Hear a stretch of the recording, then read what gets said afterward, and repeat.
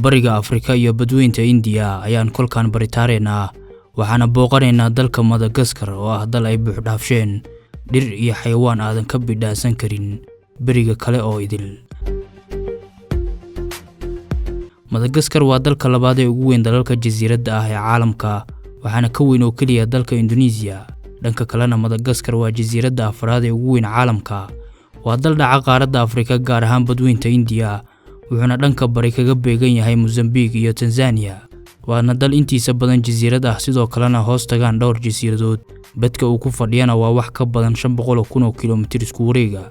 magaca dalkan ee ah Madagascar waxaa la sheegaa inuu ka yimid ganacsadihii lagu magacaabi jiray Marco Polo. waxaana sidoo kale la sheegaa in ganacsadahan uu isku qalday jasiiraddan iyo Muqdisho. sidaas daraadeedna uu jasiiraddan ugu magac daray Madagascar asigoo waliba qaldaya dhawaqa saxda ah ee magaca Muqdisho. sidaas daraadeed waxaa la tilmaamaa in magaca dalkan uu ka yimid asal ahaantiisa magaalada aad wada taqaanaan ee Muqdisho. 2,000 oo sano ka hor jasiiraddan dadku ma aysan deganeen, markaasi kadib ayayna gaareen dad ka yimid dhanka Indonesia. sanadkii 800 miilaadiga waxay carabtu bilaabeen inay u shareecdaan dhanka jasiiraddan. Yurubiyankii ugu horeeyay ee gaarayna wuxuu ahaa Boortaqiiskii lagu magacaabayay Diego Diaz sanadkii 1500. waxaana markaasi kadib bilaabantay danaynta ay reer Yurub danaynayaan jasiiraddan istiraatiijiga ah muddada badanna saldhig dhexe u ahayd burcadbadeedda. bilowgii qarnigii 19aad boqortooyo lagu magacaabayay Marina ayaa la wareegtay inta badan jasiiraddan. boqortooyadii Marina boqorkeedii Radama ayaana xiriir wanaagsan la sameeyay Ingiriiska wuxuuna ogolaaday in jasiiraddan lagu faafiyo diinta Kirishtaanka. haddaba boqoradii lagu magacaabayay Rana Valona ayaa joojisay in Kirishtaannimada lagu faafiyo Madagascar. waxaana la tilmaamaa inuu qorshaheedu ahaa inay dabargoyso dadka Kirishtaanka ah. waxaana sidoo kale la tilmaamaa inay ahayd boqorad go'aan adag oo aad u ciqaab daran. waxaana qasrigii ay deganeed uu weli ka muuqdaa caasimadda dalkan. waxay isku dayday inay Madagascar ka saarto awoodaha reer Yurub. 1890kiina Ingiriiska ayaa ka tanaasulay sheegashada jasiiraddan, balse Ingiriiska kadib Faransiiska ayaa saameyntiisa la yimid waxayna Madagascar ugu dambeyn Faransiiska ka xorowday 26 Juun 1960. waxaana markaasi madaxweynihii ugu horeeyay ee Madagascar noqday Philbert Tsiranana. kadib xorriyadda wuxuu dalkan wajahay xasilooni daro siyaasadeed sida afgambiyo, rabshado khasaare wata iyo doorashooyin uu muran ku hareeyay. waxaana maanta dalkan ka madaxweyne ah siyaasiga iyo ganacsadaha lagu magacaabo Andrea Rajoelina. calanka dalkan waa caddaan, gaduud iyo cagaar.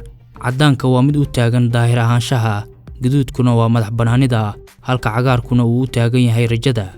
caasimadda dalkan waxaa lagu magacaabaa Antananarivo, waana magaalada ugu weyn dalka waxaana mitir ahaan ku nool dad ka badan 3 milyan. magaalooyinka kale ee waaweyn ee dalkanna waxaa laga xusi karaa Tomasina, Antsirabe iyo Mahajanga. guud ahaan dadka ku nool dalkan tiradoodu waa ilaa 27 milyan waxaana loo qeybiyaa ilaa 18 kooxo qowmiyadeed sida Marina oo ah kooxda qowmiyadeed ee ugu ballaaran dalkan.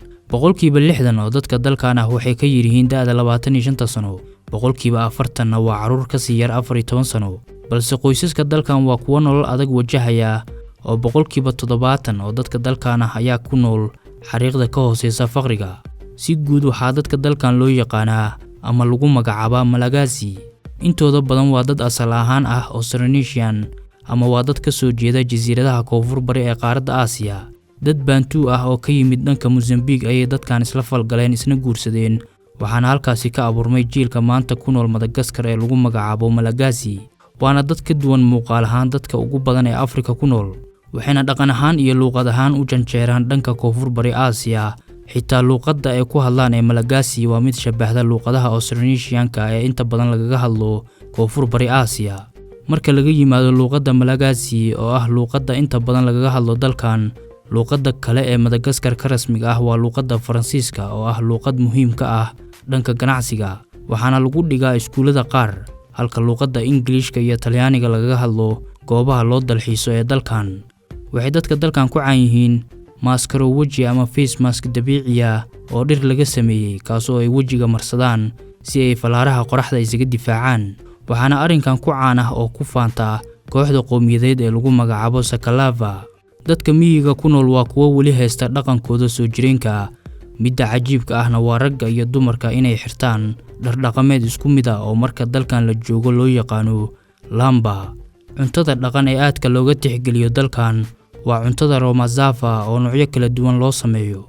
Cuntada daruuriga ee dalkan waa bariiska. Dhulbeereedka dalkanna 85% waxaa laga soo saaraa dalagga bariiska, waana wax soo saarka ugu badan ee Madagascar dibadda u dhoofiso. Madagascar waa dalka xaddiga ugu badan ee dalagga vanilla u dhoofisa caalamka, waxaana laga soo saaraa kala bar oo dalagga vanilla ee caalamka lagu iibiyo ah. Waana xawaashka labaad ee ugu qaalisan caalamka, waxaana ka qaalisan oo kaliya xawaashka saffron. Sababtuna waa inuu u baahan yahay shaqaale aad u badan si loo soo saaro. Dhaqaalaha dalkan wuxuu si weyn ugu tiirsan yahay dhanka wax soo saarka beeraha, kalluumeysiga iyo wax soo saarka keymaha sida alwaaxda. Waxaana lacagta dalkan lagu magacaabaa Malagasy Areri. Dalkan waa mid qani ku ah dhirta iyo xayawaanka, wuxuuna ka mid yahay 17 dal ee kala duwanaanta nololeed ee ugu badan ee ka jirto, ama waa dalalka la yiraahdo mega diverse countries. 80% ilaa 90% oo dhirta iyo xayawaanka laga helo dalkan ah lagama helo dunida inteeda kale. Madagascar ayaana la gaar ah. Waxaana xusid mudan in dalkan laga helo goobta lagu magacaabo Pepab Avenue. Waa dhul dabiici ah oo bad ahaan gaaraya 2 kiiloomitir, waxaana ka baxa oo dhulkan ku caan yahay geedaha afka qalaad lagu yiraahdo pepab. Waxaa sidoo kale geedahan loo yaqaanaa Renala ama hooyada keenta. Dalkan wuxuu leeyahay ilaa 3 goobood oo UNESCO ku dartay liiska dhaxalka adduunka, waana 2 goobood oo dabiici ah iyo mid raad dhaqan oo taariikhi leh. Xayawaanka qaran ee dalkan waa lo'da Zebu oo ay dadka dalkan dhinacyo kala duwan u adeegsadaan, laakiin marka Madagascar la soo hadal qaado, xayawaanka ugu caansan waa lemur.